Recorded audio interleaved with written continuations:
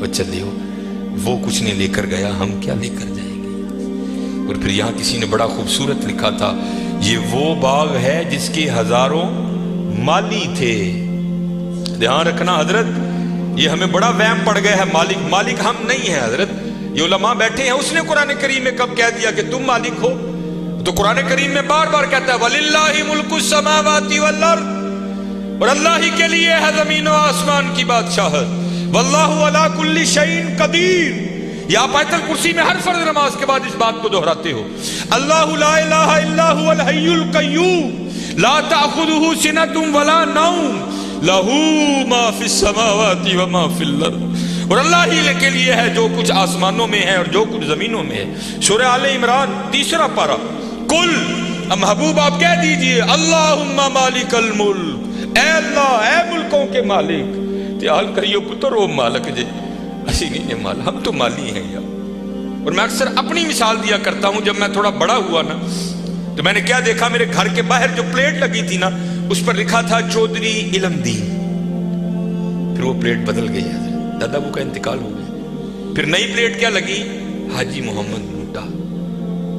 پتہ نہیں حضرت یہ پلیٹ کب تک رہتی، جگہ وہاں رہی حضرت، لیکن کیا ہوا حضرت، مالیوں کے نام بدلتے رہے حضرت۔ اسی مالی ہیں حضرت، اسی مالک نہیں ہیں، مالک وہی ہے۔ اور میں یہ ایک روایت بھی اکثر سناتا ہوں کہ آپ کہو گے مولوی صاحب ایمی ساڑھے کو ساڑھیاں زمینہ کھون لگے ہو، ان کو قرآن و حدیث سے بھی تو دلیل دینا۔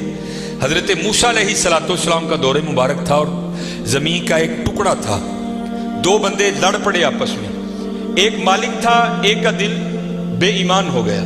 اس سے پہلے کہ دونوں دستے گرے باں ہوتے، خون بہتا، کسی کی جان جاتی، وہ 4 بڑے وڈیرے وچ رلے، انہوں نے بہ کے کیا گال سنو، اللہ کے نبی حضرت موسیٰ علیہ السلام موجود ہیں، کیوں ایک دوسرے کا گریباں پکڑتے ہو، چلو چل کے ان سے فیصلہ کرواتے ہیں۔ سارے لوگ حضرت موسیٰ علیہ السلام کے پاس حاضر ہوئے، عرض کی حضور زمین کا ٹکڑا ہے، یہ دعویٰ کرتا ہے زید کہ میرا ہے، بکر کہتا ہے میرا ہے، آپ اللہ کے نبی ہیں، آپ فیصلہ فرمائیں کس کا ہے۔ کچھ ایسے ہوتے ہیں نا جن کو ادب اداب کی آگاہی نہیں ہوتی کوئی بھی، وہاں بھی ایک ایسا بیٹھا تھا۔ حضرت موسیٰ علیہ السلام سے عرض کرتا ہے حضرت اینج کرو، کلا کلا کر کے نا انہوں سیڈ تے لے جاؤ، دونوں کی بات سنو، حقیقت حال آپ پر واضح ہو جائے گی۔ حضرت موسیٰ علیہ السلام جلال میں آ گئے، آپ نے فرمایا میں اللہ کا نبی ہوں، مجھے اس بات کی ضرورت نہیں کہ میں کلا کلا کر کے ان کی بات سنوں، مجھے اللہ نے یہ طاقت دے رکھی ہے، میں زمین کے ٹکڑے سے پوچھ لوں گا بتا تو دونوں میں سے کس کا ہے۔ آپ نے سب کو اکٹھا کیا اور لے کر چلے گئے، زمین کے اس ٹکڑے پر کھڑے ہوئے، فرمایا یہ زید دعویٰ کرتا ہے تو میرا ہے، بکر دعویٰ کرتا ہے تو میرا ہے، اللہ کے نبی حضرت موسیٰ تجھ سے پوچھتے ہیں بتا تو کس کا ہے۔ تو تفسیر میں لکھا ہے کہ وہ زمین کا ٹکڑا بول اٹھا، پہلے حضرت موسیٰ علیہ السلام کو سلام عرض کی، اور سلام عرض کر کے عرض کرتا ہے حضرت یہ دونوں جھوٹے ہیں، نہ میں اس کا ہوں نہ میں اس کا ہوں، ان کو تیاری کریں، یہ دونوں میرے ہیں۔ ہسی حضرت کیڑے وہم چھپے دیں تے حقیقت کیا ہے، یہ وہ باغ ہے جس کے ہزاروں مالی تھے، سکندر جب اس دنیا سے گیا دونوں ہاتھ خالی تھے۔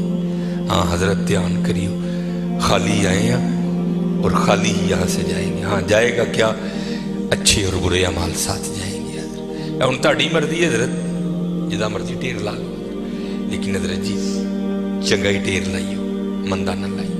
یہ سیالکوٹ جاؤ تو آپ نے حکیم عبدالحی رحمۃ اللہ تعالیٰ علیہ کا ڈیرہ دیکھ رکھا ہے، یہ سٹی سینٹر کے تھوڑا سا آگے ہے، کتنی موقع کی جگہ ہے حضرت۔ ہم نے تو خیر نہیں دیکھا، لیکن میں نے وہ انجینئر دیکھے ہیں جنہوں نے حکیم صاحب سے کہا نا، انجینئر تھا، حکیم صاحب کا مرید ہوا تو اپنے پیر سے پیار تھا نا، تو عرض کرتے ہیں کہ حکیم خادم علی رحمۃ اللہ تعالیٰ علیہ کہنے لگا کہ حکیم صاحب ہوا بڑی موقع دی جگہ ہے، سڑک دے ہوتے تھی جگہ تے روڈ تے بھی جا کے بہو گے نا تو دنیا نے اوتھے بھی آ جانا ہے، مینوں اجازت دو ہاں میں نقشہ بناواں تے اتنے سونا پلازا بنائیے۔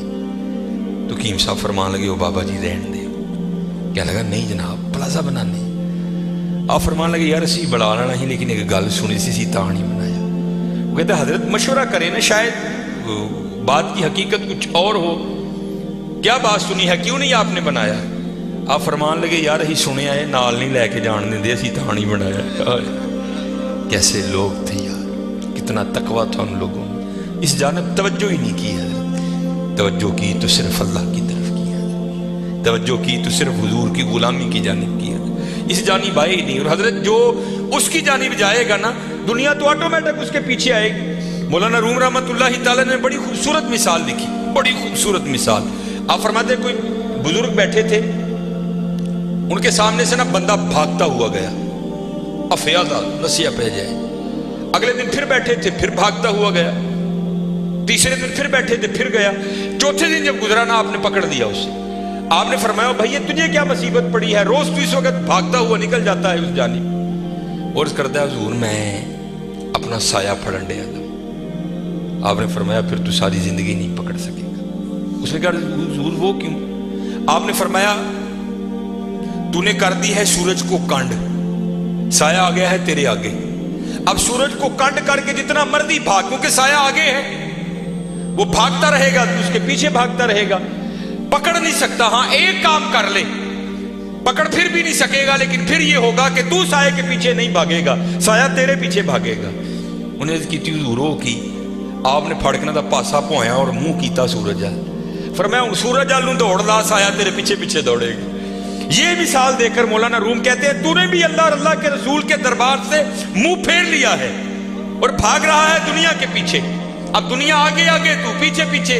ओए हाँ भागना है तो दौड़ मदीना की तरफ लगा, फिर दुनिया तेरे पीछे पीछे होगी, तू आगे आगे हो गई। चलो लगाओ तो सही अल्लाह और अल्लाह के रसूल से लो, फिर देखो तो सही दुनिया तुम्हारे पीछे आती है कि नहीं आती।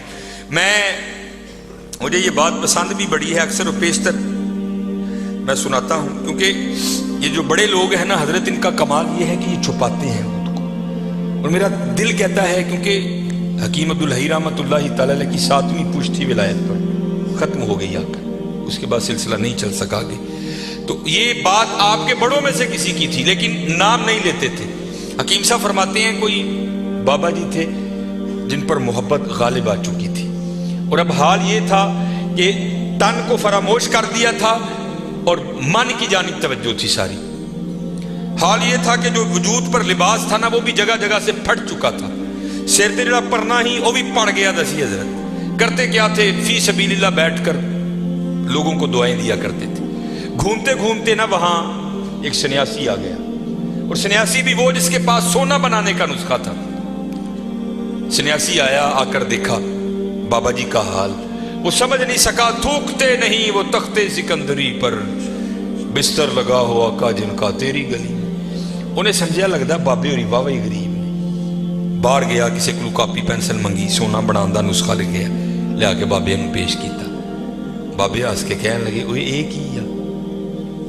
कहन लगा जनाब वेखो कपड़े भी पाट गए ने जगू जगू, परना भी पड़ गया है, तो यह सोना बनाने का नुस्खा है, यह तुसी रख लो, जदों दिल करेगा बना लियो करिए। तो ये जो पाक लोग हैं ना हजरत, ये किसी का दिल नहीं तोड़ते, ये किसी का दिल नहीं तोड़, ध्यान रखा करो, दिल ना तोड़ा करो किसी का। बुजुर्गों ने लिखा है कुफ्र के बाद सबसे बड़ा गुनाह किसी का दिल तोड़ना है, दिल ना तोड़ा करो। स्पेशल है मुंडे, बात फिर मैं वहाँ ही लाने लगा हूँ, क्योंकि मेरी आदत है हजरत, जो मैं देखता हूँ ना मैं वही बयान करता हूँ। लिखा है किताबों में बदबख्त है वो मुंडा, मैंने मुंडे का लफ्ज बोला, बदबख्त है वो मुंडा कि जिसके डंडों से उसकी माँ और उसका बाप डरते हैं।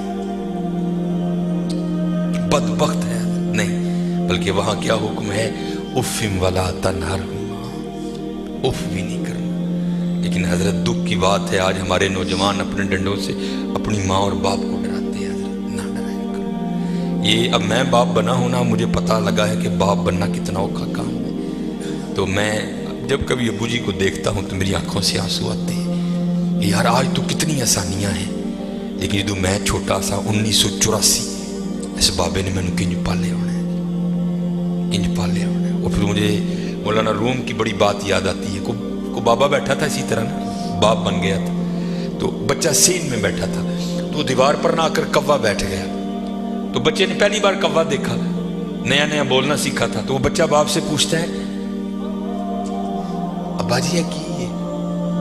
तो बाप ना मुंह चूम के बेटे का कहता पुत्र एनू कां कहते हैं। तो आपको पता है बच्चों की आदत है बात को दर। वो फिर पूछता है अब्बा जी की? वो फिर मुंह चूम के कहता है बेटा इसको कौवा कहते हैं। और मौलाना रूम ने मसनवी में लिखा है कि 70 बार बेटे ने पूछा, बाप ने 70 बार मुंह चूम के जवाब दिया। वक्त बीत गया हजरत, जवान बच्चा जवान हो गया, जो जवान था वो बूढ़ा हो गया। वक्त बीतते पता तो नहीं ना लगता, तो वक्त गुजर जाता है। वो एक दिन बाबा बैठा सेन में, वो लड़का को काम कर रहा था, तो दीवार पे कौवा बैठा आके, वो बाबे को बचपन याद आ गया। कहता चलो भला पूछी है मुंडा की करता है। तो मुंडे को पूछता है, वो पुत्र नज़र कमजोर हो गई, मैं तेरिया खाना नहीं वेखना वा, की बैठा ही कंध ते आके। तो वो मुंडा देख के ना बड़ा औखा, भाई अब्बा जी नहीं लभदा तो की लोड़ है वेखण दी, कहाँ बैठा था जी। तो वो बाप फिर कहता है, पुत्र तेन पता है उम्र वाह ही होगी, सुनांदा भी नहीं है, की कहना है। भाई अब्बा जी नहीं सुनांदा तो की लोड़ है सुनन दी, कहने कहाँ बैठा था। बाबे ने रोना शुरू कर दिया। तो वो आकर बाबा क्यों रोन डे अब्बा जी, एवं को गल रोन वाली रोन लग पे। तो कहता है, पुत्र जब तू छोटा था ना और तूने पहली बार कौवा देखा था, तो तूने पूछा था कौन है, तो मैंने तेरा मुंह चूम कर कहा था पुत्र कौवा बैठा है। और तूने 70 बार पूछा था, मैंने 70 बार मुंह चूम के जवाब दिया, और मेरी बारी दूजी बारी काला पै गई।